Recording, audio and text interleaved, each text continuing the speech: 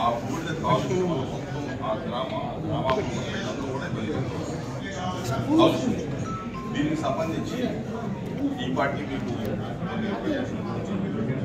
సమస్యలు గుండె జబ్బులు కానీ కిడ్నీ వ్యాధులు కానీ కృష్ణా వాటర్లో కూడా ఈ వాటర్ పొల్యూషన్. దీని మీద మేము ఎప్పటి నుంచి కూడా పోరాటాలు చేస్తున్నాం. అన్ని పార్టీలు పార్టీలకు సంబంధించి ఇక్కడ ఒక అనధికారికంగా కొన్ని వేల లారీల బూడిదని నేషనల్ హైవే దగ్గర డబ్బు చేసేది. కొన్ని వేల లారీ ఇవంతా కూడా కోట్లాది రూపాయల ప్రజాధనం లేదు హైవే కోసం. హైవే వాళ్ళ కోసం నేషనల్ హైవేస్కి సప్లై చేస్తారు. అది కాకుండా ఈ డబ్బు అంతా కూడా అనాథరంగా లారీ హైదరాబాద్కి సప్లై చేస్తారు. ఎక్కడా కూడా దీని మీద పర్మిషన్స్ లేవు. ప్రభుత్వం నుంచి ఎటువంటి ఫలానా చోట డబ్బు చేయడానికి కానీ ఇది అమ్ముకోవడానికి కానీ బీటీపీఎస్ నుంచి కానీ ప్రభుత్వం నుంచి ఎటువంటి పర్మిషన్స్ లేవు. అనాథ రైతుల వీళ్ళంతా కూడా కొన్ని కోట్ల రూపాయల ఆస్తి లోకల్ లారీ ఓనర్లకి చెందకుండా ఇప్పుడు లారీ ఓనర్లు అందరూ కూడా ఇది టెండర్ తీశారు. ఈ ఆస్తి టెండర్ తీశారు. కాంట్రాక్టర్ వచ్చాడు. కాంట్రాక్టర్ లోకల్ వాళ్ళకి ప్రయారిటీ ఇవ్వట్లేదు. లోకల్ వాళ్ళని అందరికి పక్కన పెట్టారు. లారీల యజమానులు అందరూ కూడా భిక్షాటన చేస్తూ ఉన్నారు. గ్రామాల్లో తిరుగుతారు. మాకు ఉపాధి కలిగించుకుంటారు. వాళ్ళందరికీ కూడా ఇది చెందాలి.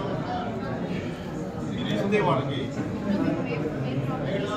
ఈ ఫ్లై యాష్ వాళ్ళకి ఇప్పించాము. టెండర్ కూడా మా పార్టీ తరఫున మేము లోకల్ లారీ వాళ్ళకి ప్రయారిటీ ఇవ్వండి.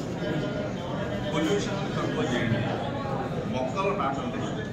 మంచినీళ్ళు పరిశుభ్రం జరగకుండా కూడా మాట్లాడారు.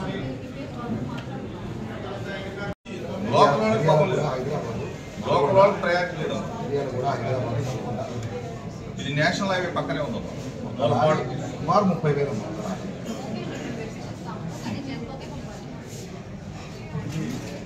మీరు జిల్లా అధికారిగా మీరు ఇమీడియట్గా దాని మీద యాక్షన్ తీసుకుంటే కొంతవరకు అన్నా కానీ న్యాయం జరుగుతుంది.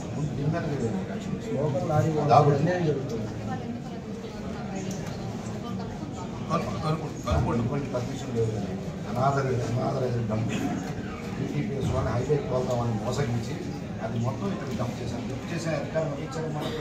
అంటే మరి మేము అనేది కూడా మీరు ఇమీడియట్గా యాక్షన్ తీసుకుంటే మాకు ఎటువంటి ఇబ్బంది ఇవ్వాలి.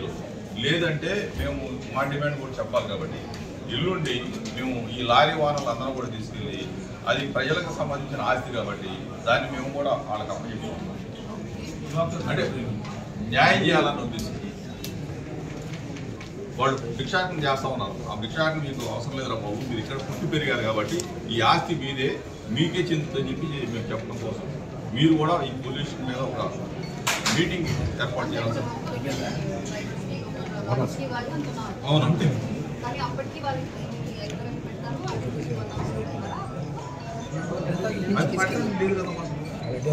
ఎక్కడ ఒక లయాష్ బాండ్ ఆ బాండ్ నుంచి తీసుకుని వెళ్ళి అనాథరైజ్గా పెట్టారు. అనాథరైజ్గా పెట్టి అమ్ముతా ఉన్నారు. ఇప్పుడు ప్రభుత్వం ధనం ప్రజలు చెందాలి కదా. వచ్చిన తర్వాత చిన్న చిన్న యాప్లన్నింటినీ వాళ్ళే తీసేసి పొల్యూషన్ వల్ల ఉండకూడదని చెప్పి మొత్తం తీసేసి రిమూవ్ చేసి మీ ఒక్కదా మాత్రం వీళ్ళందరూ పెద్ద డబ్బు